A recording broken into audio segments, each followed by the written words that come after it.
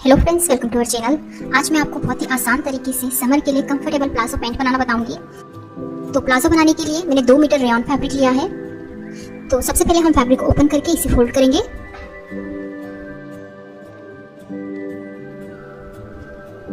तो देखिए, मैंने इसे लंबाई में फोल्ड किया है। इस तरह मैंने इसे लंबाई से 2 फोल्ड किया है और अब इसे एक बार फिर से फोल्ड करेंगे। तो अब ये हमारा फैब्रिक 4 फोल्ड है, ये ओपन साइड है और ये फोल्डेड साइड है। अब सबसे पहले हम ऊपर से यहाँ पे एक स्ट्रेट लाइन बनाएंगे। इस तरह से एक स्ट्रेट लाइन बनाएंगे और जो भी ऊपर का रफ फैब्रिक है इसे कट करके निकाल देंगे। अब सबसे पहले हम ऊपर 2 इंच पे एक निशान लगाएंगे बेल्ट के लिए, इस तरह। और अब इस निशान को यहाँ से स्ट्रेट कर लेंगे। तो ये 2 इंच हमारा ऊपर से फोल्ड होगा बेल्ट के लिए। अब इस लाइन के नीचे से हम प्लाजो की लेंथ लेंगे। तो मेरे प्लाजो की रेडी लेंथ है 38 इंच, उसमें प्लस 2 इंच एक्स्ट्रा लेंगे नीचे बॉटम फोल्ड करने के लिए। तो 40 इंच मैंने प्लाजो की लेंथ का निशान लगाया है।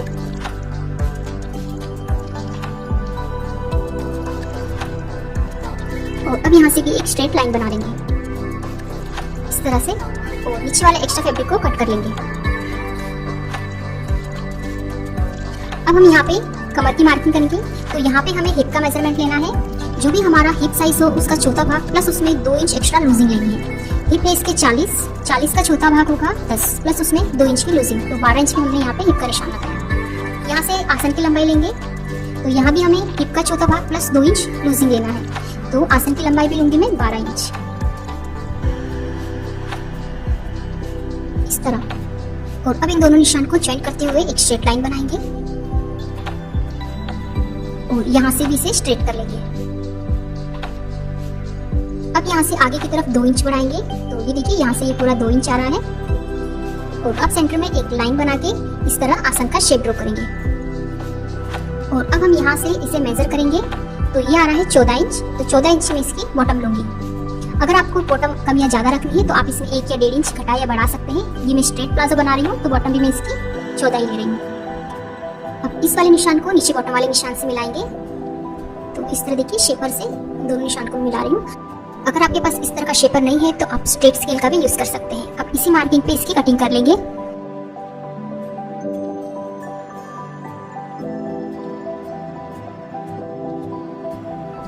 तो इस तरह देखिए कटिंग कर ली है मैंने। अब हम इसकी स्टिचिंग करेंगे। तो स्टिचिंग बहुत ही सिंपल है इसकी। दोनों पार्ट को हम ओपन करेंगे और दोनों की सीधी साइड अंदर की तरफ रखेंगे। और अब हम यहाँ दोनों आसन पे सिलाई लगा लेंगे।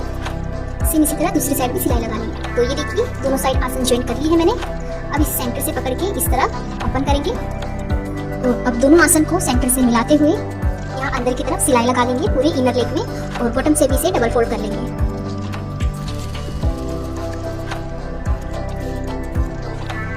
अब बॉटम से भी इसे इस तरह से डबल फोल्ड करके स्टिच कर लेंगे।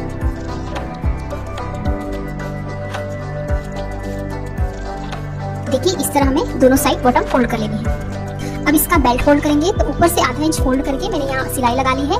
अब इसमें इलास्टिक डालेंगे। तो इलास्टिक लिया है मैंने और इलास्टिक की लंबाई कमर के हिसाब से रखनी है। जो भी हमारी कमर हो उसे 3 इंच हमें कम लेना है। कमर है इसकी 32, तो इलास्टिक की लेंथ मैंने रखी है 29 इंच। अब हम इलास्टिक के दोनों पार्ट को इस तरह ओवरलैप करेंगे और यहाँ पे इसे स्टिच कर लेंगे। तो ये देखिए, इलास्टिक को मैंने ज्वाइन कर लिया है। और अब हम इसमें इलास्टिक को देखिए इस तरह अटैच करेंगे। तो सेंटर में इलास्टिक को रखेंगे और ऊपर से फैब्रिक को फोल्ड करेंगे इलास्टिक के बराबर। और अब यहाँ किनार पे सिलाई लगाएंगे। तो ये सिलाई हमें फैब्रिक के किनार पे लगानी है, इलास्टिक पे सिलाई ना लगे, इस बात का ध्यान रखना है। और इस तरह इलास्टिक को घुमाते हुए पूरे वेस्ट राउंड में सिलाई लगा लेंगे। और अब इलास्टिक को इस तरह खींच के पूरे गेदर्स को राउंड में एडजस्ट कर लेंगे। और अब यहाँ सेंटर में भी एक सिलाई लगा लेंगे ताकि इलास्टिक हमारा बराबर सेट हो जाए।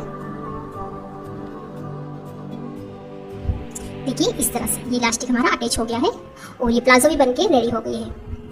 तो ये प्लाजो बनके रेडी हो गई है और ये है इसकी फाइनल लुक। अगर आपको वीडियो अच्छी लगी तो इसे लाइक और हमारे चैनल को सब्सक्राइब जरूर करें।